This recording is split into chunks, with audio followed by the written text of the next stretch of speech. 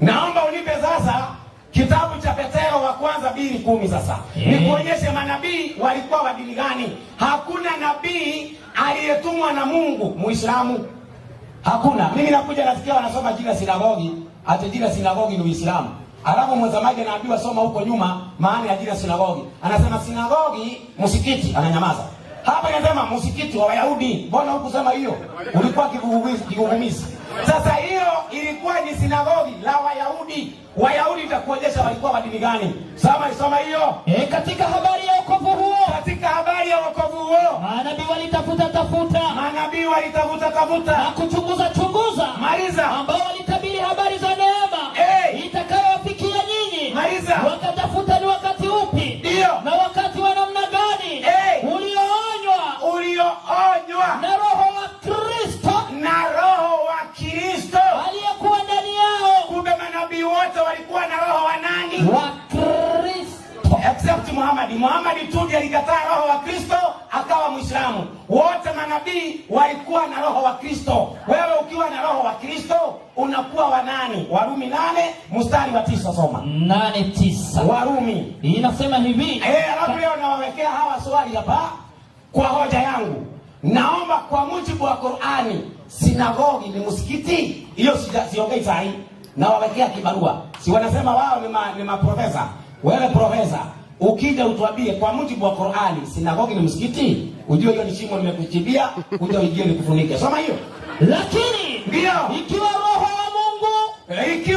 wa Mungu anakaa ndani yenu, ninyi hamfuati mwili, bali mwafuata roho. Maliza. Lakini mtu awaye yote asipokuwa na roho wa Kristo, huyo si wake. Kumbe huyo si wa nani? Wa Kristo. Ukiwa na roho wa Kristo wewe ni wa nani? Wa Kristo. Na manabii wote walikuwa na roho wa nani? Wa Kristo. Kwa hivyo manabii wote walikuwa ni wa Kristo. Hata ni Waislamu umekataa tu roho wa Kristo, mkikubali mtakuwa wa Kristo. Mwalimu wangu niko sasa, naomba niangalie ni nini ambacho Wakristo watapata sasa kwa imani hii ya kumfuata Yesu. Hebu nipe Galatia 3:29. Na kama nyinyi ni wa Kristo. Hapo inasema Waislamu ama Wakristo? Na kama nyinyi ni wa Kristo. Twende.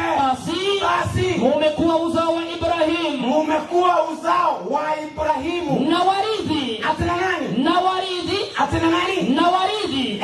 Sawa sawa na ahadi. Kumbe ukiwa Mkristo unaithi ahadi zote za nani? Za Ibrahimu. Ukiwa Muislamu unapotea. Lakini ukiwa Mkristo unarithi ahadi zote za Ibrahimu. Sasa hasara gani ya mtu kuwa Muislamu sasa? Qur'ani 6:158. 6:158. Piga maamuzi yake. 6:158. Kama kuna mtu ambaye anajua nilikuwa namtafuta ni huyu mzee huyu.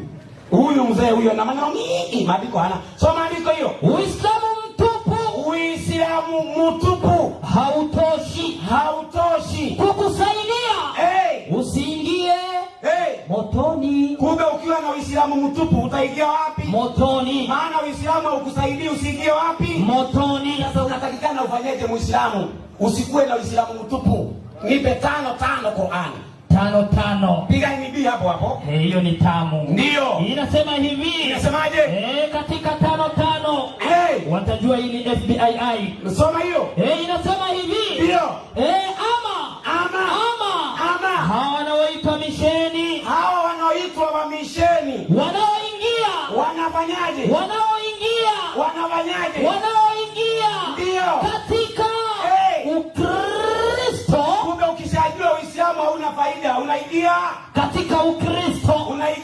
Katika Ukristo. Maana Ukristo kwanza kuna mfuata Yesu anaitwa Kristo. Wafuasi wake wanaitwa Wakristo. Kwa hivyo dini yetu sisi inaitwa Kristo kwa mujibu wa maandiko. Wakorintho wa kwanza 3:23. Nyinyi ni Wakristo. Nyinyi ni nani? Nyinyi ni Wakristo. Nyinyi ni nani? Nyinyi ni Wakristo. Nyinyi ni Wakristo. Na Kristo ni wa Mungu. Hata ni wa nani? Wa Mungu. Sasa mimi nauliza hivi, hawa wanaitwa wa Tanzania kwa sababu ni wa Tanzania. Na tukiwaita Utanzania hiyo haingii. Inaingia kweli? Nikisema uko na Utanzania dakika 5 zimebaki. Nikisema wewe uko na Utanzania, maana yake ni tabia ya Watanzania. Na nikisema wewe ni Mtanzania, yamaanisha wewe ni mzaliwa wa Tanzania. Mimi nikisema mimi ni Mkristo, maana yake wewe ni mfuasi wa Kristo. Na nikisema niko na Ukristo, ni tabia ya Kristo. Hao wanafunzi tu